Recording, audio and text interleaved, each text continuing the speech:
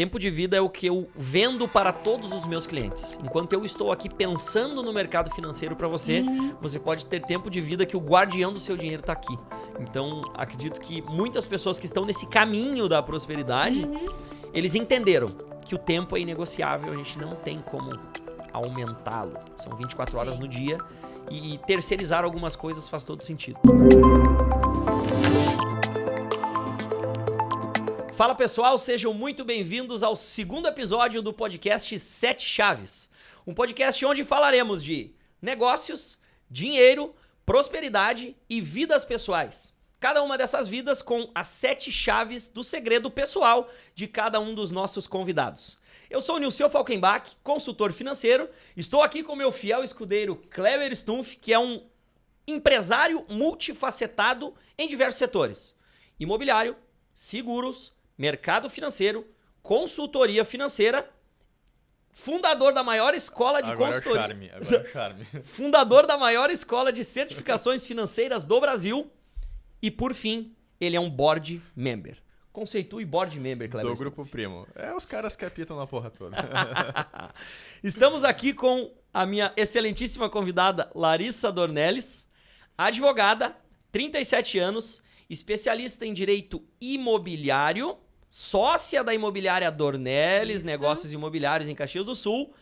E detalhe, especialista em direito de família. Portanto, hoje teremos muitos assuntos para falar. Seja bem-vinda. Muito obrigada. Larissa, falando sobre alguns acontecimentos da tua vida. Tu é advogada desde quando? Eu passei na prova da OAB em 2009, mas eu atuo no direito há mais de 20 anos, porque eu comecei a faculdade e já fui trabalhar no SAJU. Nossa. O SAJU é o Núcleo de Assistência Judiciária Gratuita da UX. Então, a gente atendia lá 90% casos de família dos mais variados. Aí que tu Casos de família com Larissa Dornelles. Eu tenho mais cancha do que a Márcia Goldschmidt, porque realmente, desde o primeiro dia do curso... Não foi a Márcia Goldschmidt que perdeu uns pilas esses Foi, dias? Foi. inclusive. Foi. Mais uma pirâmide financeira, né? Pessoal, vocês devem ter um consultor financeiro que ele vai direcionar a sua vida financeira. Fiquem tranquilos. E um bom advogado. E um bom advogado também para resolver esses problemas quando acontecerem. Perfeito. Voltando. Sim, então eu comecei a faculdade e logo já fui trabalhar e fui empurrada para o direito de família. Então, eu digo que eu sou especialista em direito de família, não só pelos estudos, mas na prática, né? Na prática. Porque desde o princípio eu fui para esse caminho. Perfeito. Tu me sinalizou que uma das suas conquistas foi passar na prova da OAB. Foi. Em 2009, confere? 2009. Perfeito. Me conta qual é a sensação de tu passar pelo processo de estudar tudo isso e coroar essa vitória na prova. É indescritível, porque assim, eu trabalhava num escritório de advocacia renomado a nível Brasil e a pressão era muito grande. Então, eu comecei a estudar 2 anos antes. E 1 ano antes iniciei o cursinho para passar na prova da OAB. E depois que eu fiz a segunda fase, eu chorava praticamente todo dia, porque a segunda fase a gente não sabe dizer se passou ou não. Não é que nem a primeira, que tu pega o gabarito e, né? Uhum. Na primeira eu acertei 70 de 100. Eu fui, acho que, 3º lugar em Caxias do Sul. Nossa. Porque era realmente uma prova muito difícil. Ainda é, mas a época era uma prova de nível de magistratura. Sim. E a segunda fase a gente não tinha como saber, né? Porque é mais subjetivo, é fazer uma peça à mão, enfim. Quando saiu o resultado, foi um alívio na minha vida. A maior festa, minha chefe me ligando, saiu um peso enorme. Um pouco de como que é a prova da OAB, porque, poxa, muita gente que não é do direito não tem a menor noção, né? O direito compreende 1 milhão de coisas. Tem direito empresarial, de família, civil, penal, sei lá quantas áreas do direito, são coisas completamente distintas, né? Poxa, tu atua com família imobiliária. E tem quantos outros ramos que caem na prova que não fazem parte do teu dia a dia nos estudos, no direito, na experiência até o dia da prova? Tem 2 fases a prova da OAB. A primeira é de assinalar. Na minha época eram 100 questões de assinalar. Hoje, se eu não me engano, são 80. E é que nem os neandertais faziam, de lá, provinha escrita, tem que passar a grade, a grade, também. isso, passar com a caneta certinha, tudo assim. A primeira fase engloba todas as matérias. Então, a gente tem que estudar tudo. A segunda fase é a matéria que a gente escolhe. Eu escolhi direito civil. Então, as perguntas que eu tinha que responder eram de direito civil e eu tinha que fazer uma peça processual à mão a respeito de um problema que eles colocam na prova da ordem. Então, eles narram um caso e aí eu e o candidato, enfim, tem que fazer a peça aplicável. Então, tem que acertar a peça, tem que acertar os artigos aplicáveis, a legislação.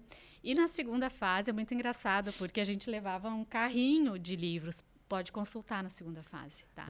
Entendi. Então, a gente levava um carrinho de livros e era todo mundo mexendo nos livros, assim. E aquele clima tenso da prova. Tenso. E mesmo assim, mesmo levando livros, que as pessoas podem pensar, leva os livros, já está tudo certo. Não é assim. Prova com consulta é mais difícil. É mais difícil. A gente perde o foco e mais. Eles dão um problema, que é com base em que a gente vai ter que fazer a peça processual. Se tu não sabe a peça, não adianta tu ter aquele calhamaço de livros. É mais para te enrolar no final da história. É. E aí tu tem que ter a prática, né? Pra te saber. Até hoje, às vezes, a gente se pega pensando, que tipo de ação que eu tenho que entrar para esse caso, né?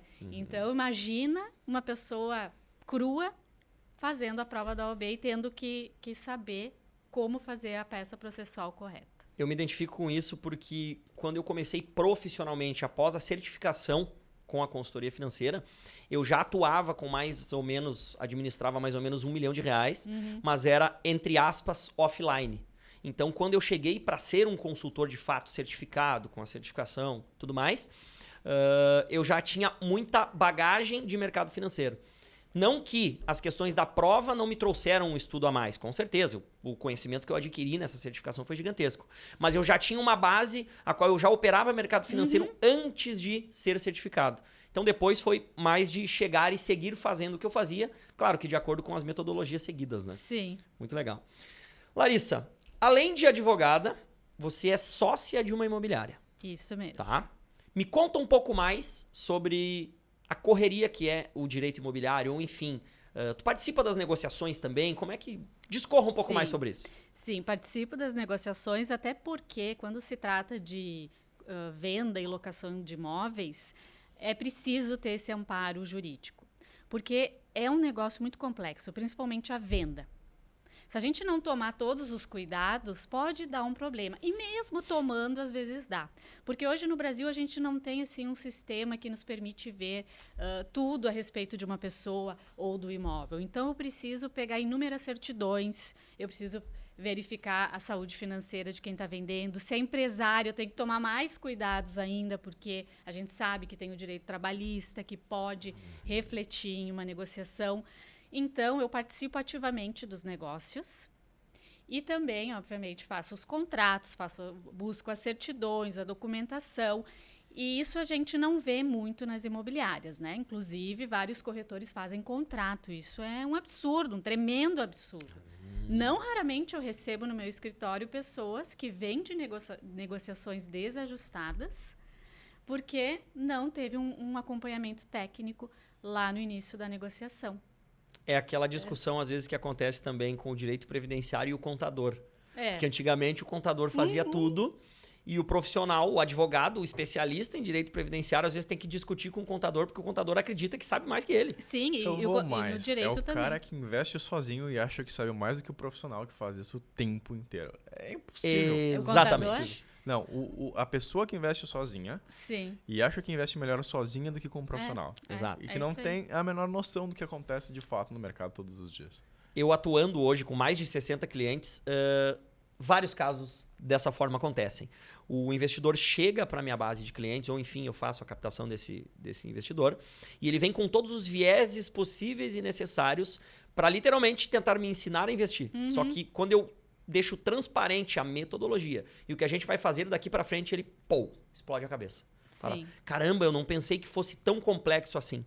Então é mais ou menos nessa pegada também, né? Sim, é bem por aí. E até por sinal, a última cliente que eu peguei me vendeu um imóvel e uma vaga de garagem, e quando foi para o registro, eles verificaram que a vaga de garagem não estava em nome dela. Isso era uma coisa que tinha que ser vista lá no início. pelo corretor, pelo advogado da imobiliária. Mas isso é bem legal, vou vender as coisas que não são minhas também. Exato. Pô, dinheiro de graça, Boa fácil. ideia, né? Em algum momento, Eu tenho um Vai dar estúdio de problema. podcast para vender. Boa, gostei. Vem com o operador e tudo. Perfeito. Larissa, 75 mil seguidores no Instagram. isso. Como a gente faz para administrar um negócio desse, sendo sócia de uma imobiliária, especialista em direito de família? E me explica um pouco mais sobre isso. Pois é, não é fácil administrar. Por quê? Porque todo dia eu tenho que estar alimentando o Instagram, o YouTube, tenho que responder as pessoas. Ali daquele canal vem muita gente que me procura, então está sendo difícil, não vou mentir. O Instagram hoje serve como uma forma de captação de clientes? Podemos Sim, assim dizer? sim.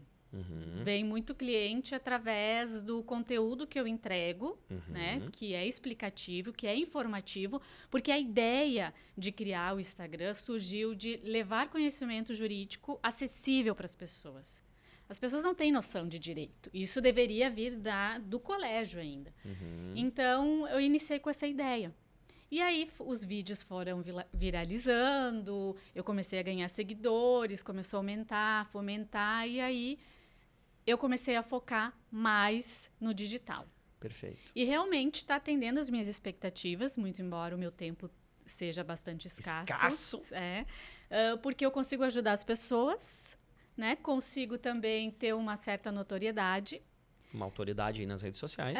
E alavancar também o negócio, Com exatamente. certeza. Perfeito. Pensando que a Larissa Dornelles é uma advogada de alta performance, uma sócia, enfim, uma empresária, qual é o maior desafio que tu tem hoje, quando tu desliga as câmeras, fecha a empresa e vai para casa? Teu maior desafio como pessoa. Tirar da cabeça o trabalho. Porque realmente eu saio da empresa e ainda tem muita coisa a ser feita e sempre vai ter. É tipo, tu sai da favela, mas a favela não sai de ti. Tu sai do trabalho, mas o trabalho não sai de ti. Exatamente. Porque, né, afinal de contas, a gente trabalha com o problema das pessoas.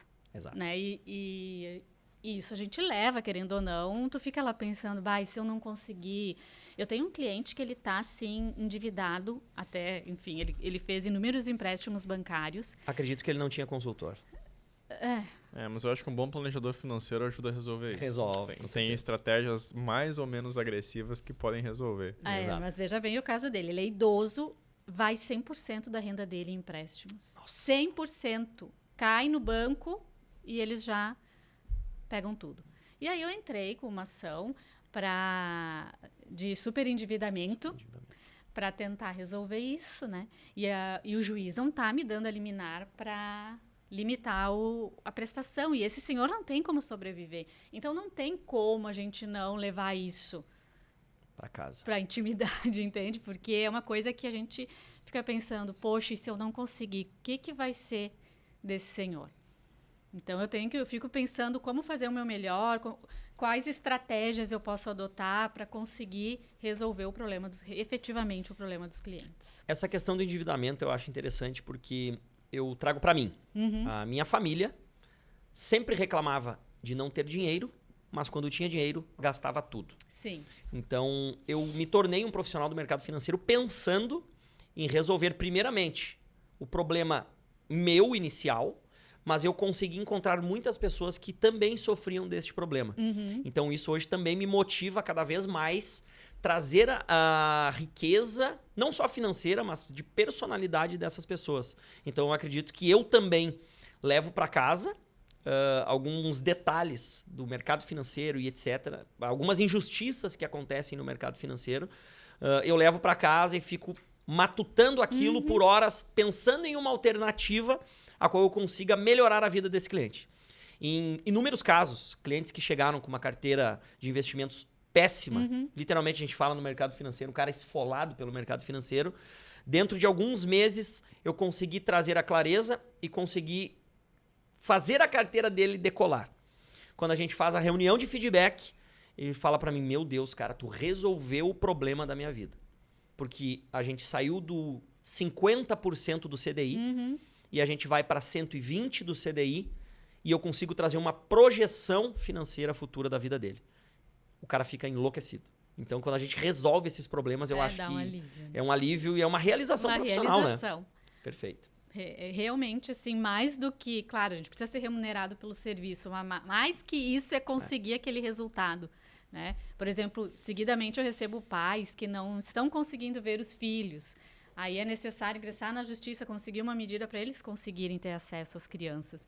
E quando a gente consegue isso e vem aqueles depoimentos, as fotos deles juntos, isso é uma satisfação muito grande mesmo. Então, esse é o lado bom da nossa profissão, né? Óbvio, exatamente. Larissa, o Brasil tem cerca de 1.452.000 advogados no Brasil. E aumentando, eu acho que... agora aumentou.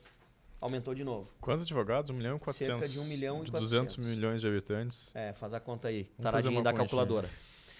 Como tu se posiciona para ser um diferencial no meio de 1.452.000 advogados no Brasil? O que acontece? A advocacia é uma profissão muito formal, né? Então, a gente é acostumado a ver aquele advogado engravatado, com o terno, as advogadas também, de terninho, enfim, né? E o que eu procuro fazer para me diferenciar? Eu quero me aproximar do cliente. Eu não quero que o cliente tenha receio de vir falar comigo, que venha cheio de formalidades, porque isso acaba criando barreiras. Eu recebo quase que todo dia gente que me procura dizendo o seguinte: eu tenho advogado, eu estou com essa ação, mas eu não tenho retorno, eu não sei como chegar no meu advogado, eu não sei como saber como está meu processo, ele não me explica direito. Existe uma barreira entre o cliente e o advogado. E eu procuro tirar isso. Romper essa barreira. Comigo, assim, é muito simples, eles não precisam de formalidades para falar comigo. Eu dou retorno sempre.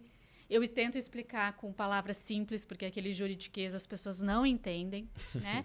Então, o cliente, ele passa a ser meu amigo também. E ele me vê como um apoio. Ontem eu atendi uma cliente que disse assim: eu tô cheia de problema e eu só consigo pensar em ti. Só consigo pensar que eu preciso conversar contigo.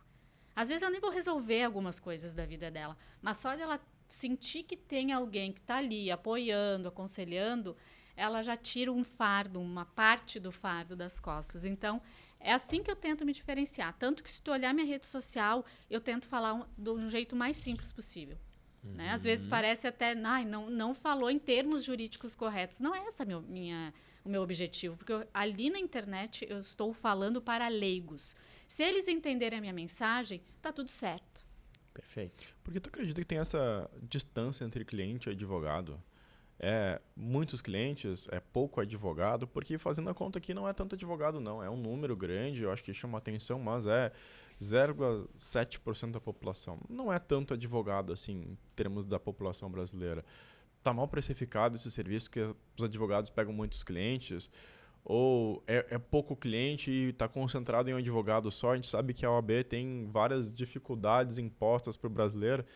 Poxa, o advogado no Brasil não pode fazer publicidade, não pode fazer tráfego pago. O advogado tem que sentar no escritório, ficar olhando para fora e rezar que pingue algum cliente.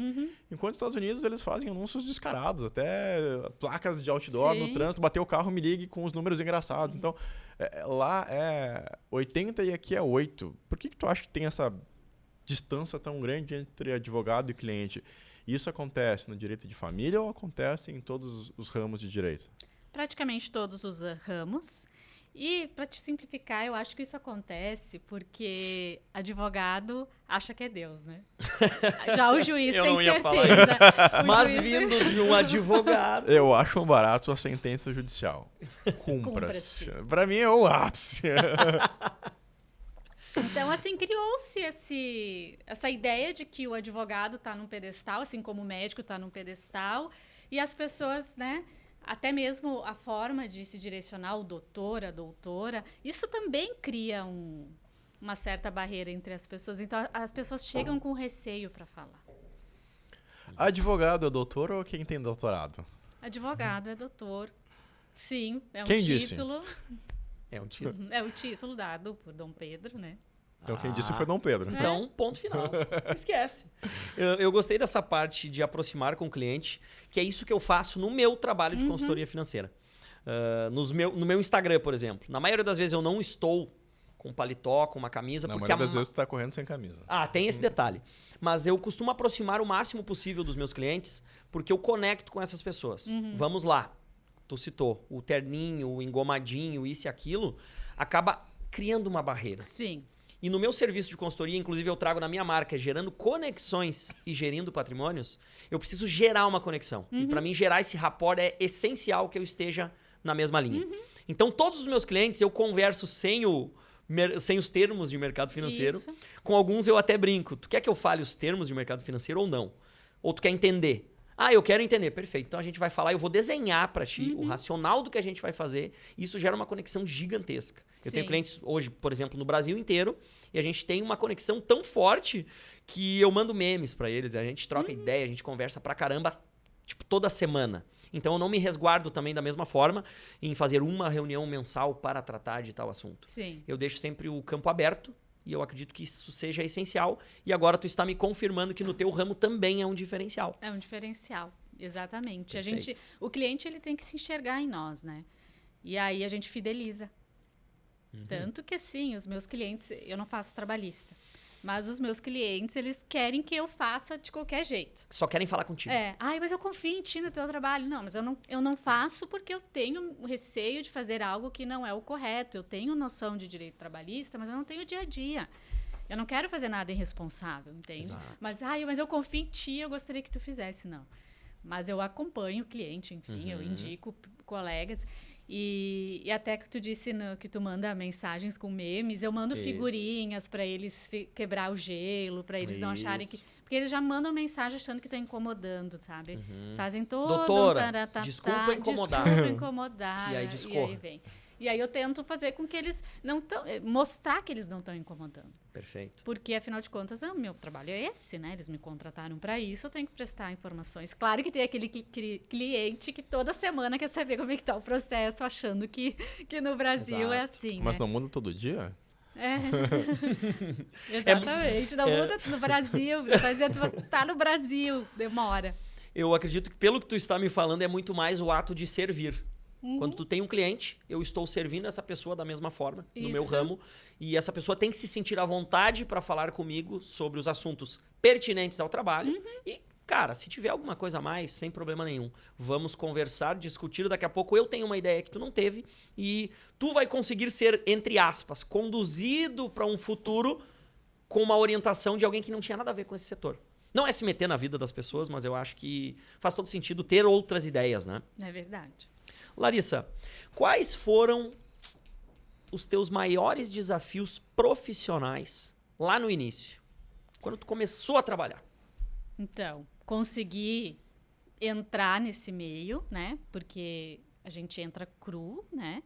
A faculdade fala muito em termos jurídicos, então se a gente não tem um mínimo de conhecimento, a gente não entende o que está sendo dito.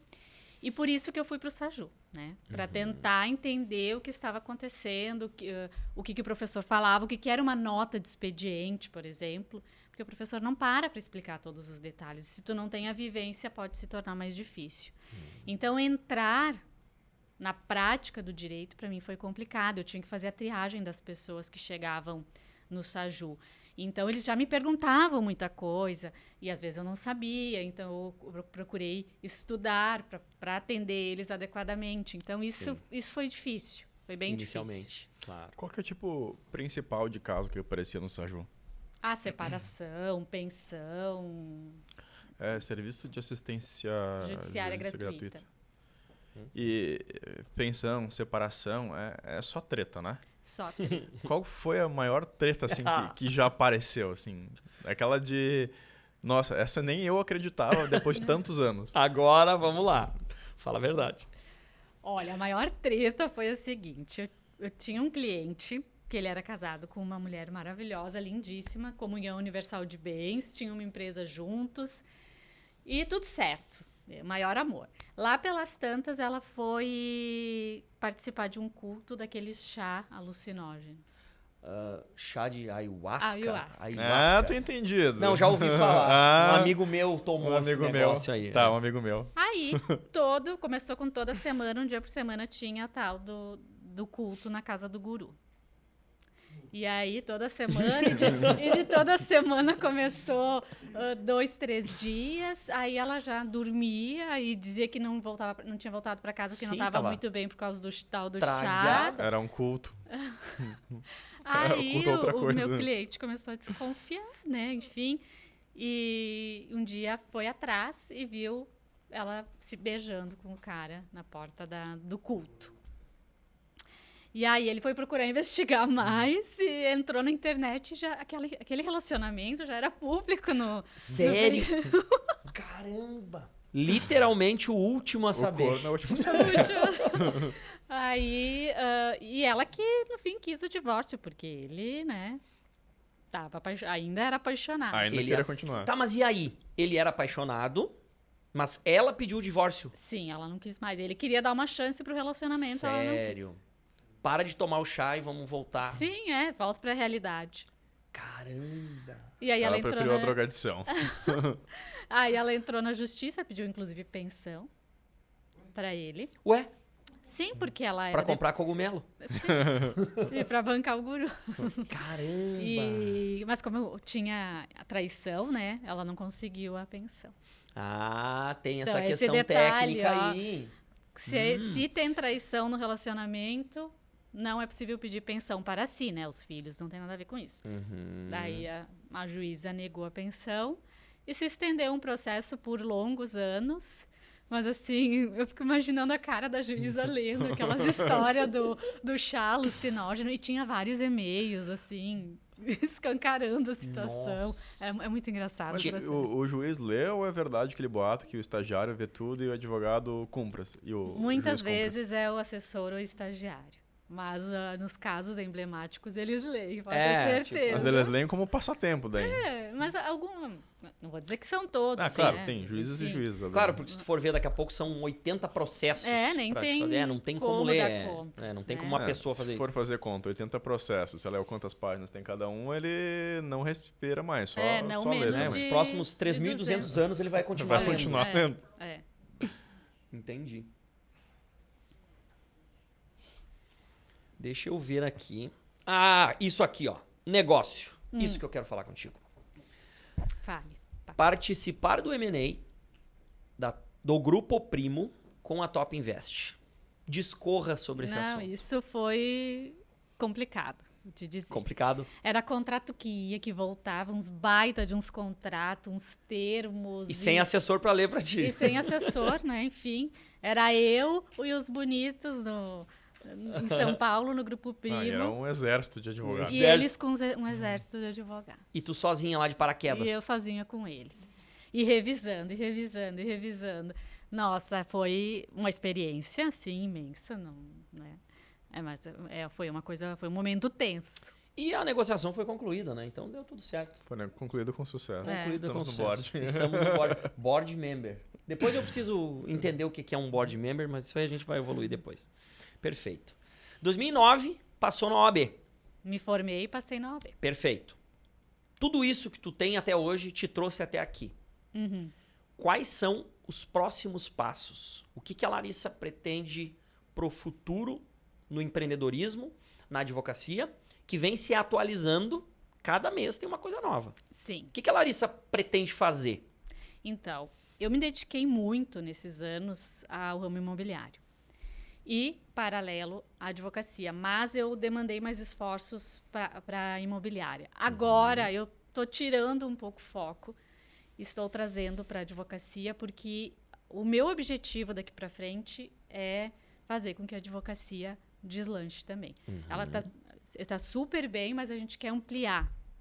Entendi. Né? E estar nas redes sociais está nos proporcionando isso. Então, agora a gente quer focar no escritório de advocacia. Estamos atendendo no Brasil inteiro já, temos clientes no Brasil inteiro. E a gente quer ampliar e tentar trazer mais negócios dentro desse ramo. E, claro, continuar com a imobiliária. Com certeza. Mas agora dar mais uma focada maior nesse ramo. E tem alguém que te inspira profissionalmente? Alguma pessoa que tu admira muito no mercado? Ou mesmo alguma pessoa em geral, assim, que... Poxa, essa pessoa é foda. Eu tive uma chefe que eu posso dizer que eu aprendi muito com ela.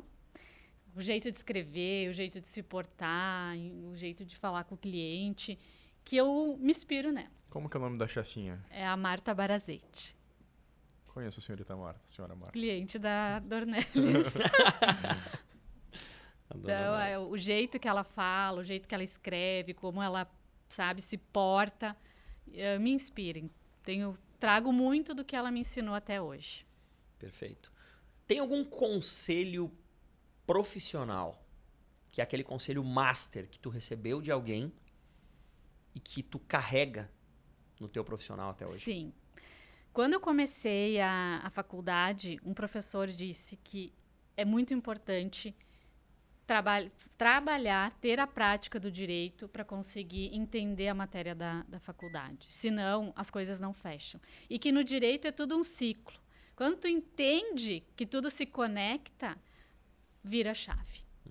Então, o melhor conselho é fazer a faculdade e, paralelamente, fazer um estágio ou trabalhar na área para conseguir entender o que o teu cérebro está recebendo de conteúdo e linkar com o direito prático. Isso vai ajudar muito. Vai se formar já advogando, peticionando, vai estar lá na frente. Hoje tem muitos colegas que me procuram porque não sabem que ação fazer. Percebe que eles foram cru na faculdade, porque só aprenderam a teoria. A prática. Que não é só pegar o vademecum e colocar na cabeça. Imagina o vademecum dessa grossura. Exato. É muita lei. Tu não vai conseguir entender a prática só lendo a lei. Tu precisa o dia a dia. Tu precisa estar na vivência do direito. Perfeito. E outra coisa que tem coisas que a gente só aprende fazendo, né? E o direito não tem lei para tudo. A vida é muito dinâmica. Hoje em dia nós temos, por exemplo, a possibilidade de trisais, que é relacionamento com 3 pessoas. Juridicamente isso é permitido? Tem já decisões judiciais reconhecendo trisais. Uma delas aqui em Novo Hamburgo. Nossa. Então, eu tô meio antiquado mesmo. É reconhecida a união estável das 3 pessoas, né? Podem registrar os filhos em nome dos 3, têm os mesmos direitos. E como que o direito vai negar e como essa é que tutela? fica a separação de bens na comunhão parcial de bens num trisal? Tudo que foi Onde é que fica o meeiro, se são 3? Daí vai ter o meeiro, mas dividido em 3, não por 2, né? Ameaçando. Mas daí não é o meio? É o treiermo. Vai ser Não, aí pegou a matemática. Mas enfim, por analogia se resolve. O direito não pode negar tutela Claro, eu às acredito relações. que faz tudo e aí vai dar mais problema, porque vai ter que dividir por 3, né? E vou dizer vai mais. sobrar menos para cada um no final da história. Existe o poliamor, que pode envolver mais de 3 pessoas. Não que no Brasil a gente tenha um reconhecimento nesse sentido. No Brasil a gente tem trisal. Se eu não me engano, nos Estados Unidos tem... Poliamor. Mas a lei dos Estados Unidos é completamente diferente, não é? Porque aqui, eu não sei qual que é o sistema de leis que a gente tem aqui no Brasil, na América Latina, enfim. Mas eu sei que nos Estados Unidos, na Inglaterra, a gente usa um negócio chamado de common laws, que a gente estuda bastante em finanças porque permite formas de separação patrimonial diferentes, como o trust, a gente tem um settler, a gente consegue deixar uma herança para uma pessoa com regras definidas, a gente pode fazer N coisas com o nosso dinheiro após a morte. E aqui não, né? Como que a gente chama essas leis brasileiras? Tem algum nome, algum conjunto? Na verdade, assim? o direito brasileiro se baseou um pouco em cada... Um Frankenstein. Tem muito do italiano, francês, enfim, uma mistura. E realmente as leis brasileiras elas não são tão flexíveis, porque a pessoa não pode deixar, se tiver herdeiros necessários, não pode deixar todo o patrimônio para quem quiser. Tem que reservar 50% para a legítima. Os outros 50% tu faz o que tu quer. Eu não entendo por quê. Patrimônio é teu, por que tu tem que reservar, né? Então, se tu tem herdeiros necessários são ascendentes, descendentes, cônjuge ou companheiro. Se tu tem um filho... Isso eu estudava para os concursos, hein? Qual é a sigla mesmo? ADCC, eu não me lembro como é que é. Nossa, que ADCC. Sim, tu fazia essa questão aí para os concursos públicos, quando pegava a parte de legislação, para saber para quem ia o patrimônio. Por isso, estou estudando no lugar errado. Tem esqueminha aí, não lembra. Esqueminha. Tem que aprender, não esqueminha. Eu acho... Eu vou tocar num assunto extremamente importante. Para mim, a advocacia ainda está na idade da pedra no Brasil. Porém, o digital vem com muita força, Sim. sendo aparado às arestas todos os meses. A gente acompanha isso. Como é possível furar a barreira do digital na advocacia sem quebrar as regras? Muito difícil. Porque, como o Kleber falou no início, a OAB tem muitos regramentos. A OAB não quer que o direito, a advocacia vire algo comercial. Mas os advogados vivem disso. E aí?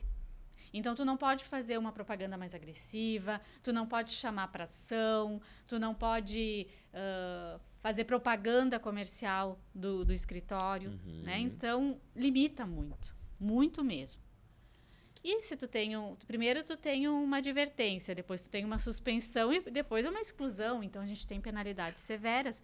É o nosso dia a dia, nosso ganha-pão. Imagina tu ficar sem tua OAB. Imagina. Né? Eu vou te fazer uma pergunta bem polêmica aqui. Se tu preferir não responder, tu pode take the fifth, como dizem os americanos, e fazer o veto do silêncio. Mas, para não tornar a profissão comercial, ou é uma reserva de domínio, uma vez que se não pode fazer publicidade, quem está mais tempo no mercado tem mais nome no mercado e acaba a pessoa sempre procurando um advogado mais antigo e reservando a praça para quem está mais tempo no mercado? Eu acho que também soma as duas coisas.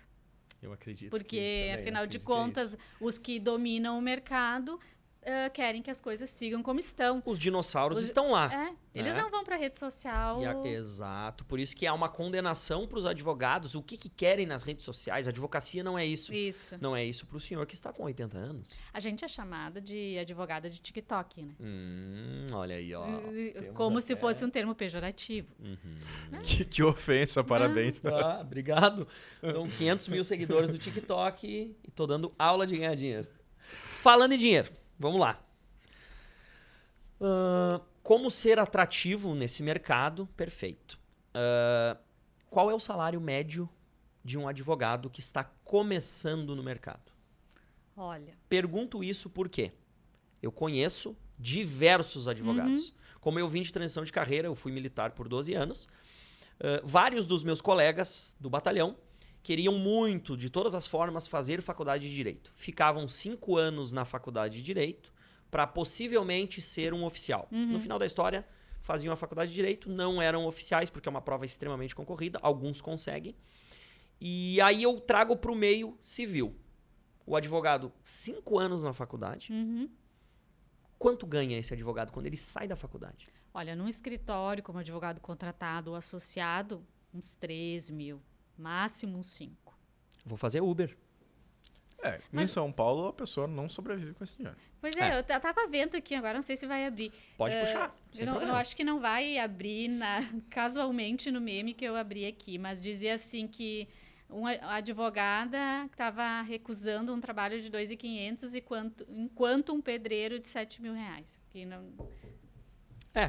Mas é verdade. Eu trabalhei 6, 7 anos na construção civil. É difícil achar pedreiro, hein? É Sim, difícil, por cara. isso Se que os pedreiros, atenção pedreiros do Brasil, se vocês não faltarem na sexta de tarde, vocês conseguirem chegar segunda de manhã e fizer o trabalho que tem que ser feito, cara, vocês estão deixando dinheiro na mesa pra caramba. Posso ser consultor só dos pedreiros que trabalham bem no Brasil, sem problema nenhum. Mas e aí, por que família? Obrigada. Né? É o que dá mais dinheiro?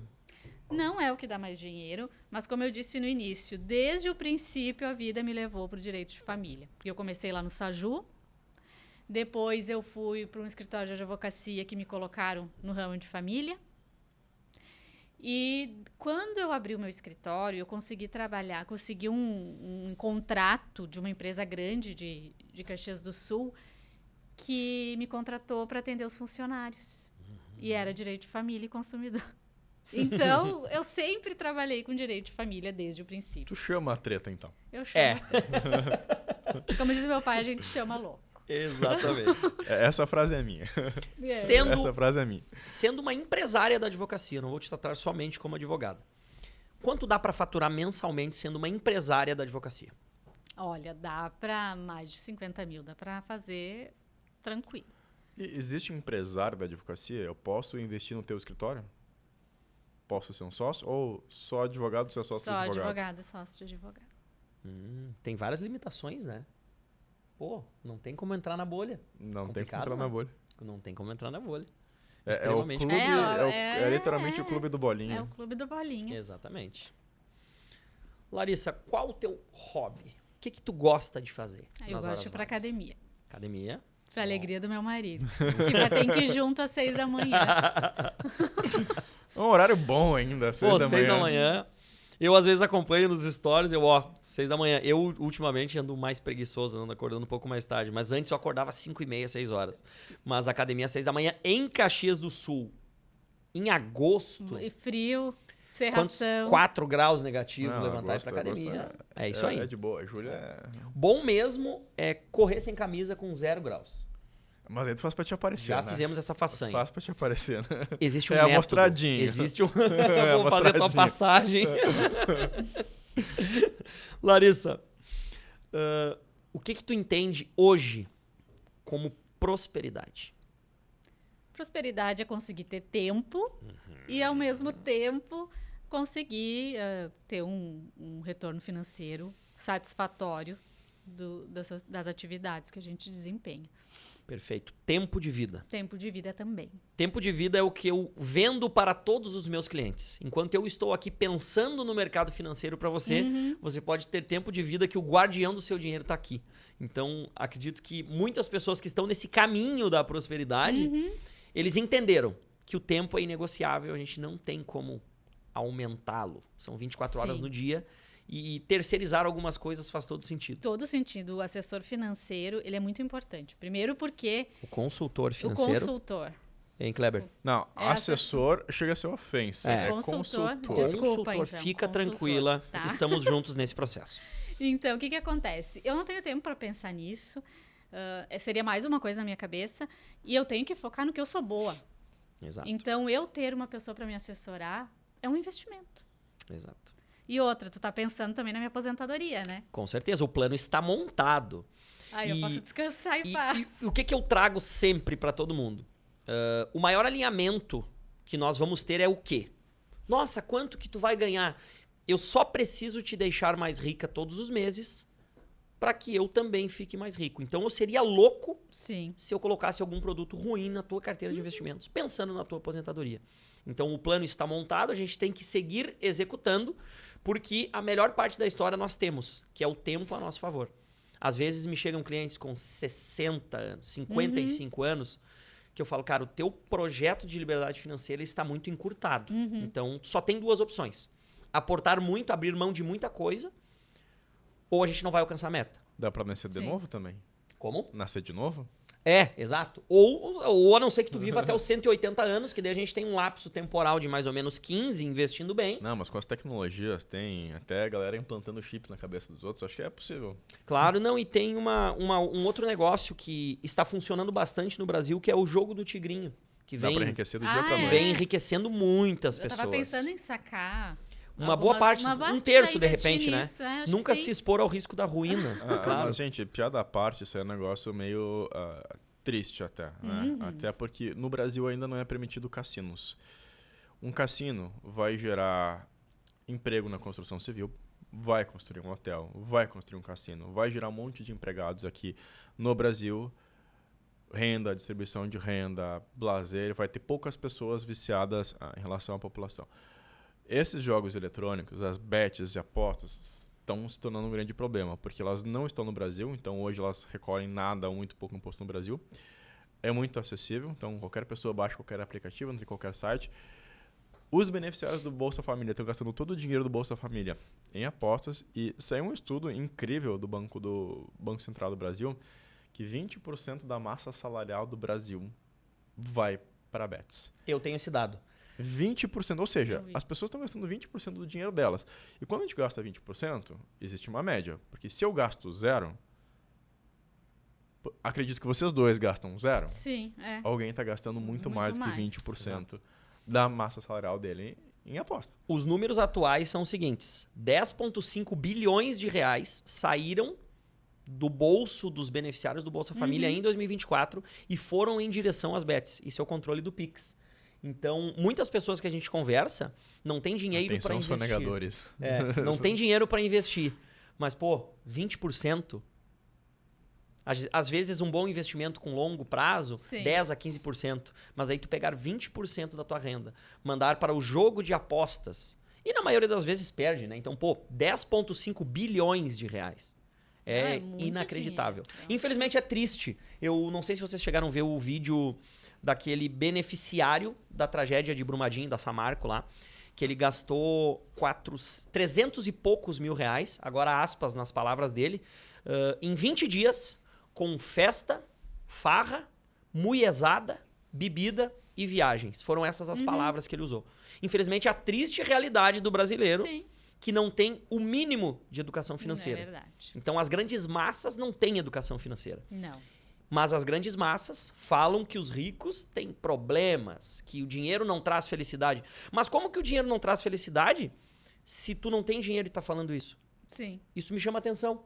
Quem não tem o dinheiro diz que dinheiro não traz felicidade.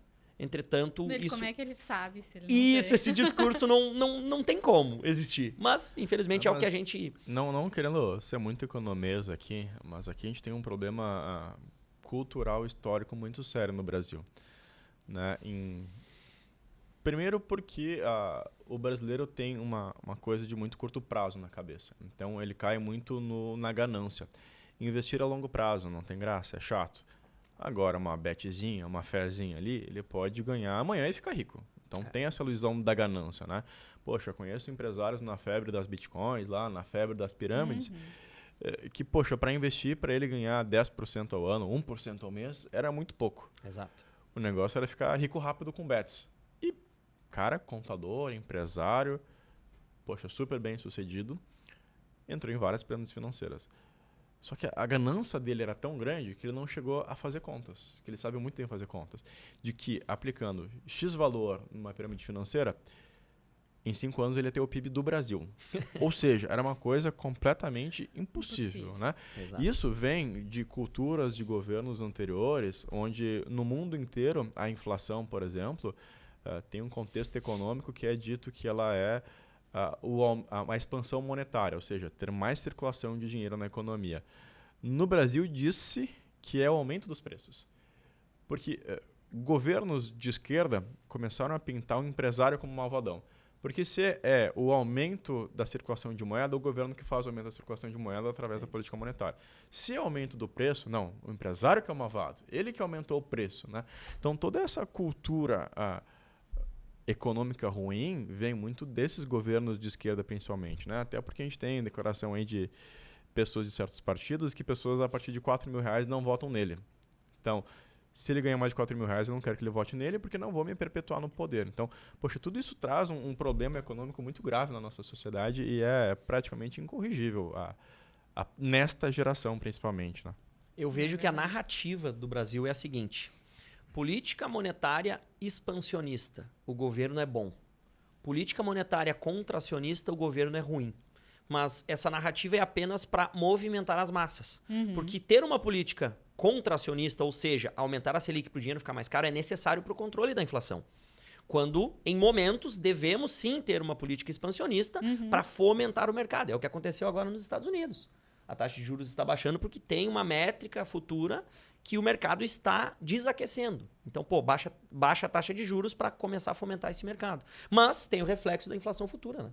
Que a gente sempre tem que colocar na balança. Então, é muito mais uma questão de narrativa de movimentar as massas do que qualquer outra coisa. Governo malvadão e governo bom. E é completamente uma narrativa, porque a inflação, quem mais perde são os pobres. Exatamente. Que gasta boa parte em alimentação, em transporte, moradia. O rico, para ele, a inflação tanto faz. Até porque ele está protegido da inflação com imóvel de aluguel, com aplicação financeira. Né? Sim, compensa Exatamente. de um lado e de outro. Falamos sobre inflação, cara. PCA mais 8. PCA mais 8 na cabeça. Larissa, o que te motiva a fazer mais todos os dias? Qual é a tua motivação principal? O que te motiva para levantar, além de ir para academia? Além de ir para academia às 6 da manhã e levar o excelentíssimo, tá? O que te motiva? Eu gosto de desafios. Então, tu nunca vai me ver parada. Né? Eu poderia estar estagnada com a imobiliária, com o escritório, mas não, eu fui Confortável. atrás. Confortável, mas fui atrás de outras coisas. Não precisava, não. Mas eu quero sempre atingir um nível maior. Principalmente profissionalmente, né? Dentro do direito que é efetivamente a minha profissão. Então é isso que me motiva, o desafio de cada dia, o que eu vou fazer, como que eu vou fazer, pensar no negócio, pensar numa coisa diferente. É isso que me faz todo dia levantar, pensar e colocar a minha cara na rede social, que não é uma coisa fácil. Não é fácil porque mesmo. A gente fica suscetível a críticas, a gente nunca agrada todo mundo, às vezes tem os haters, né? Propostas de relacionamento. Eu já recebi vários pedidos de casamento. Então, Qual foi o mais absurdo que tu recebeu? Vamos falar só de amor agora. Qual foi o mais absurdo? Até foi a Patrícia, que a Patrícia, minha irmã, né? Ela tem acesso ao Instagram profissional. Ela vai tocando às vezes lá pra ir dando direcionamento. direcionamento. O cara disse assim, que o fetiche dele era fazer tudo que as mulheres queriam. Então que eu poderia pedir qualquer coisa, inclusive um Pix no valor que eu quisesse. Eu pediria um camelo. Me vê um camelo. Por que um camelo? Sei lá, porque é uma coisa impossível de acontecer. Eu preferia o Pix. É? Tem um casal de amigos dava meus pra fazer distribuição de renda, dava pra doar pra quem precisa. Um casal de amigos meus que foram pra Dubai. E lá em Dubai as coisas são completamente diferentes, né? Então eles me contaram que os caras lá em Dubai, alguns lá, conversaram com eles e perguntaram se eles estavam lá pra vender as mulheres. E aí eles se encantaram nos olhos das mulheres que são loiras do olho azul. Eles viram o olho, meu Deus, elas estavam de burca e tudo mais. E aí um dos caras ofereceu uma carreta com 300 camelos pra ele. E o outro falou, não, se tu não quer os camelos, que segundo informações é muito valioso pra eles, eu escolhe aí quantas Ferraris tu quer que eu compro. E te dou essas Ferraris, tu já deixa a mulher aqui. Tipo, na cabeça deles, eles foram lá pra vender as mulheres e tal. Eles, não, fica tranquilo. Aí eu até falei pra ele, imagina tu chegando no Brasil com as 8 cegonhas de camelo, pra fazer o quê? Não sei, vou botar no pastar aí, vou ver o que eu faço. Imagina. O que será que come um camelo? Sei lá, cara. Sei que fica um tempão sem tomar água, é só isso que eu sei até hoje. Tu gosta de desafio. Qual que foi um desafio profissional, assim, que... O mais louco. Do tipo, eu venci na vida. A tua...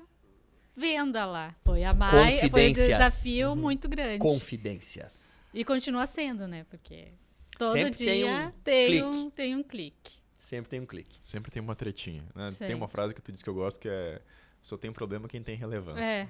Eu falo pro Kleber, eu consolo ele, tá? Em seguida eu tô consolando quando vem as buchas, calma. Às vezes a gente agenda alguma coisa e daí na semana, por exemplo, nessa semana, a minha agenda tá uma correria. Eu falei, ninguém manda tu se meter nos negócios. Agora, meu querido, não sei, vou te mandar um invite, né? Se tem um invite, logo existo. Então aí eu mando um invite. Se não tem invite, não existe.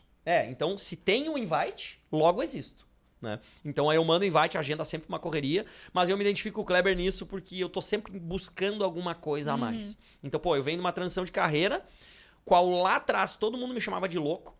Lá em 2021, quando eu decidi fazer essa transição, agora estamos em 2024, todo mundo me chamava de louco, cara, tu vai largar o serviço público, que bem ou mal tá lá todos os meses, papapá, porque a gente tá aqui garantido com esse salário. Eu cheguei à conclusão que eu prefiro ganhar o novo salário ou fazer a minha receita sem teto por 10 anos, porque eu sei o que eu faço com o dinheiro, do que ficar com uma receita limitada durante 30, 35 anos. Então, isso é uma métrica que eu criei pra mim e esses são os desafios que eu acredito que todos aqui nessa mesa buscam todos os dias. E não é só uma métrica financeira, é uma métrica de buscar os desafios. As finanças vêm por consequência. A grana entra. Naturalmente. Abre o fluxo, né? Literalmente, a gente costuma dizer, meio falando de energia, né? Abre o fluxo financeiro e as coisas vão acontecendo fluindo. Tem uma pessoa que eu admiro bastante, se chama Vitor Damasio. É um cara do marketing digital. E ele é um queridão, sabe? Uma pessoa agradável de estar perto. Ele tem uma frase muito legal, não sei se é dele, se ele roubou de alguém, que diz que o dinheiro que a gente ganha na vida é proporcional à transformação que a gente gera na vida das pessoas. Eu conheço essa frase. Já ouvi do cara. Roubamos dele, né? Poxa, é muito verdade, né?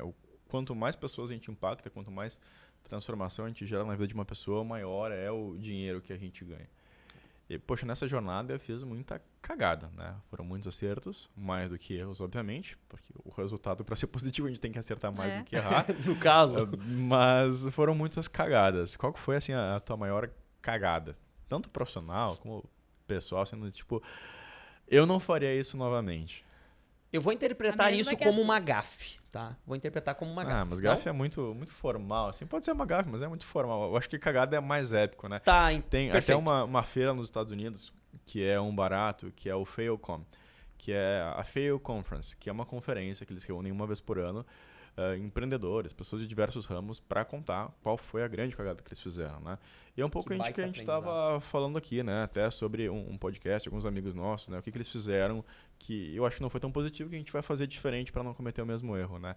E essa Fail Conference é muito legal, porque tu aprende com o erro dos outros, que é mais barato. Né? A gente Exato. tem que tentar não repetir o erro, né? Não fazer a mesma coisa esperando resultados diferentes, como já dizia o Einstein. Então, eu acho que cagada, falha, é uma coisa importante a gente parar, pensar, olhar para trás e como que a gente não vai repetir isso. Então, Agora conta, tu não vai escapar dela. Vou contar. Inclusive, envolve direito, né? Vamos lá, bom, agora Nossa. ficou bom. Tem um seguro de responsabilidade civil? É importante. Tem para advogados. Até hoje eu não precisei, graças a Deus. Mas a enfim. pergunta é, tu tem, o teu construtor te ofereceu um... Não, ele não me ofereceu. Oportunidade de negócios. É que era pra próxima reunião. Oportunidade de Era pra negócios. próxima. É importante ter. Vamos lá. A gente estava numa sede da imobiliária pequena e resolvemos alugar um lugar maior. E aí era uma casa mais antiga, perto da onde a gente tinha a primeira sede. E alugamos. E lá pelas tantas, meu pai mandou demolir praticamente toda a casa Que era alugada. que era alugada. Aí chegou o dono da casa. Chegou o dono da casa, tava só o terreno. Só o terreno, praticamente, embaixo. E ele só respirou. O que tu fez com a minha casa? E aí meu pai disse assim, fica tranquilo que eu vou te comprar. Ah. Não, é uma boa história, mas não valeu, porque essa história pera é o que eu não, terceiro. daí tem a Amy. Tem o X da questão. Aí fui eu pegar toda a papelada e esse vendedor, ele tinha alguns comprometimentos financeiros, advindos de débitos fiscais. Então, ele tinha várias execuções fiscais. Só que qual foi a minha linha de raciocínio inocente? Aquela casa era o único bem imóvel dele. Portanto, era um bem de família, que não é penhorável. Logo, essas dívidas que ele tinha não afetavam aquele imóvel. Então, eu fiz a aquisição. Só que eu não me dei conta que, às vezes, os juízes fazem umas lambanças jurisprudenciais e, no final das contas, o negócio foi declarado nulo por fraude contra credores. De um imóvel caríssimo. Em primeira, segunda instância? Primeira e tinha segunda recurso. instância. E aí vai lá para aquele STF, Agora STJ, está STF. no STJ. Mas, enfim, ele acertou os débitos, porque ele recebeu um valor e o Estado já penhorou, então está se resolvendo a situação. Mas pensa bem, eu, advogada do ramo imobiliário, comprei um imóvel. Pelo menos tu cometeu erro contigo mesmo. Foi comigo mesmo. Mas assim, ó, quando que eu ia imaginar que é algo que está na lei, que é um bem impenhorável? Porque pensa bem, tá, declarou que o negócio é inválido. O que acontece com o imóvel? Ele volta para onde? Para o patrimônio do devedor. Só que ele não pode penhorar aquele imóvel para pagar a dívida. E volta sendo o quê? Bem de família. Volta sendo o quê? Impenhorável. Qual é a linha de raciocínio do judiciário? Veja bem, no podcast anterior eu disse, a lei é só uma sugestão. Continuamos com o Exatamente. advogado aqui para comprovar que a lei é só uma sugestão. Segue a guerra. O bom é ter um bom advogado, porque a lei é sugestão. Não fala isso que daqui a pouco o Xandão cancela o podcast. E aí eu devia... Xandão cancelou o cara mais rico do mundo, ele Imagina veio o que ele vai pianinho. fazer comigo. Ele veio pianinho. E aí tinha um valor que ficou para o final, para eu pagar para esse vendedor, que na verdade era com o imóvel. E aí eu bloqueei, né? Não paguei. E ele ainda me botou na justiça cobrando. Nossa, que pancada. O rolo é legal. Assim E que... uma outra coisa que eu fiz, e aí o Kleber Agora lembra. veio. Confidências. Eu caí no conto do vigário, uma advogada. Me veio um cara com uma lábia maravilhosa me vendendo carta de crédito, dizendo que seria contemplada em 6 meses E eu acreditei. Ela não tinha um consultor financeiro Mas nessa eu época. acho que aí tu não caiu no conto do vigário, porque, enfim, todos nós caímos como família. A Larissa é minha cunhada, a Patrícia, que é a irmã dela, é minha esposa. Mas, assim, a gente estava guarnecido, acho que não é essa a palavra, a gente estava resguardado, né? Afinal de contas, o vendedor do consórcio iria honrar com o patrimônio próprio dele que seria contemplado. Então, era um risco controlado, né? Mas ele bateu a meta. A gente não imaginou que ele seria tão responsável com o próprio patrimônio, né? Então, é isso que é interessante no mercado financeiro. Todos os mercados, né? Porque tem um bom profissional e tem o ruim. Só que o ruim, às vezes, pode bater recordes. Ele, na maioria das vezes, E ele batia. A gente era uma família estruturada, tinha recursos, não ia nos quebrar, né? Mas imagina... E aí o que me incomoda no mercado financeiro, principalmente, é porque, poxa, a gente não ia quebrar. A gente conseguia continuar pagando as contas e tal. Agora, quantas outras famílias ele não fez exatamente o mesmo rolo, várias. que não tinham a maturidade de pegar um documento onde ele assumia com patrimônio pessoal próprio e quebraram, porque não tinham como pagar a carta do consórcio, ficaram com o dinheiro preso que só recebe ao final do negócio lá, se for A contemplado. maioria desistiu. Tem que alienar alguma coisa e tal. Então, é uma pessoa que realmente enganou muita gente, lesou muitas pessoas. Construtores, inclusive. Nossa, isso é... Bom, eu venho ouvindo histórias de enganação do mercado financeiro há um bom tempo e é inacreditável. Eles superam todas as expectativas. Consórcios também, eu tenho clientes que hoje trabalham com consórcio e tudo mais, porque eu administro o dinheiro deles, das empresas e tudo mais. E isso é muito interessante porque eu gosto desse cara, porque ele é um cara muito sincero. Ele fala, cara, se tu pretende comprar um consórcio, não vamos pensar antes de 3 anos. Mas contei por 6 meses. Não, então pega uma carta contemplada, paga o ágio nessa carta contemplada. Vai ser mais benéfico do que um financiamento? Às vezes vai. Então aí tá a sinceridade da pessoa e não o vendedor, o tirador de pedido, né? O cara que precisa bater a meta no final do mês. Larissa, 75 mil seguidores, todos te conhecem lá no Instagram. Quem é a Larissa Dornelles quando desliga a câmera? Olha, eu não sou muito diferente. Tenho esse meu jeito, eu sou simples, eu brinco, não tenho muitas formalidades e sou uma pessoa regrada, sou uma pessoa que dá para confiar. O que eu pego, eu vou fazer, o que eu me comprometo a fazer, eu faço. E procuro ser transparente, não tem muita diferença do que eu sou lá na rede social, do que eu sou em casa. E eu sou muito sincera, tanto na rede social como com as pessoas que me cercam. Então, procuro ser transparente. Eu sempre digo, às vezes as pessoas se incomodam com a sinceridade, mas pelo menos eu falo o que eu penso, né?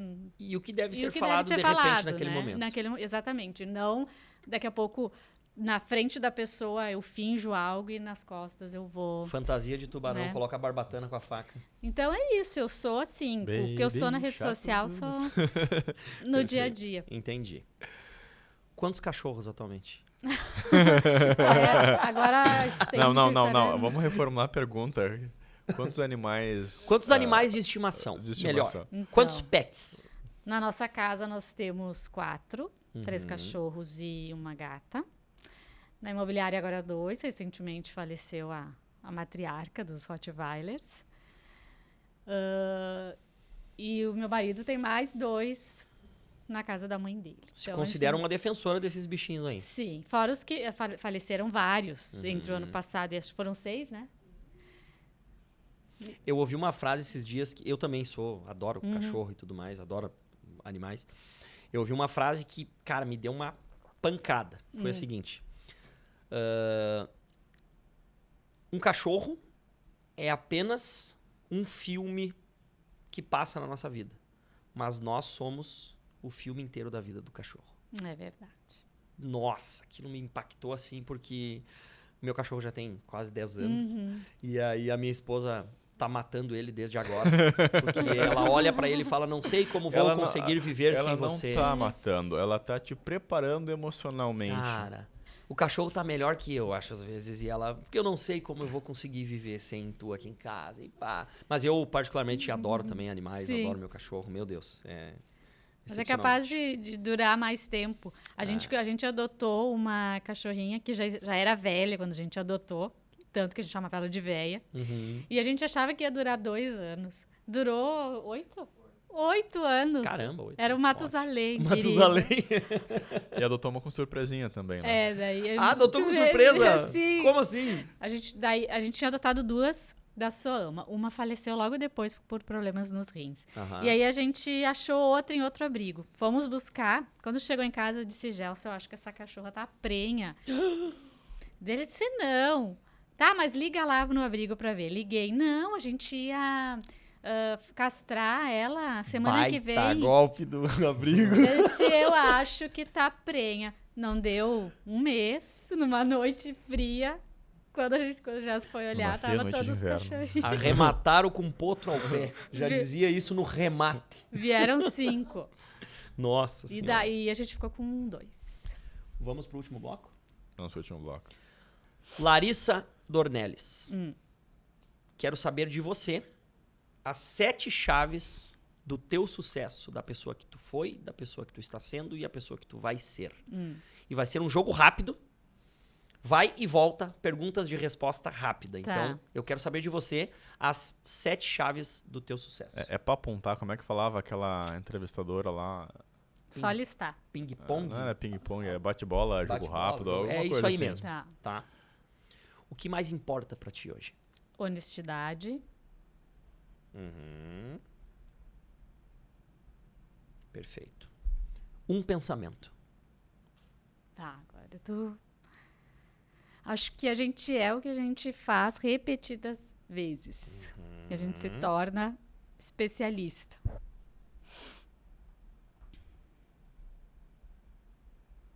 Parece o professor agora. Deixa eu te cortar agora, mas sabe que vai ficar gravado, tu pode anotar depois, né?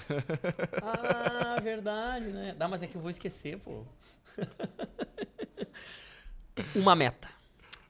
Chegar, ampliar o meu digital e alcançar o maior número de pessoas possíveis. Quantos? Acho que chegar... Quantos clientes, quantos seguidores, quantos inscritos? Os seguidores, uns 9 milhões, tá bom. Clientes, aí assim é complicado dizer. Mas o quanto eu tenho certeza que eu vou conseguir dar o meu melhor. Porque não adianta abraçar o mundo e aí fazer mal feito. Então, nem é a quantidade, mas a qualidade que importa. Uma certeza. Uma certeza é que as pessoas podem confiar em mim sempre. E para finalizar, eu quero 3 palavras que definem Larissa Dornelles. Resiliência. Resiliência.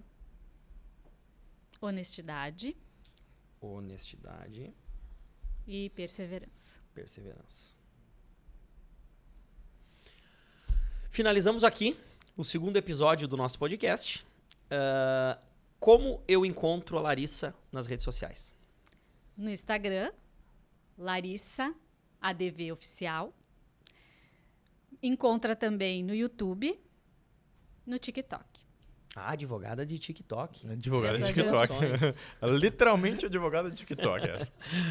Para quem deseja me encontrar nas redes sociais, @NilseuFalkenbach. Vocês vão encontrar meu Instagram lá. Estou sempre trazendo conteúdos de mercado financeiro, trazendo as correrias que eu faço no dia a dia com todos os meus clientes. E @Kleber.stum. Se colocar @Kleber com K lá, já vai encontrar, né? Bem tranquilo de achar. Foi um prazer a mais esse episódio. Larissa, obrigado. Eu que prazer agradeço. inenarrável tê-la aqui. Minha Obrigada. amiga, cliente e tudo mais. Estamos focados nos planos e até o próximo. Até o próximo. E essas são as 7 chaves do sucesso de Larissa Dornelles.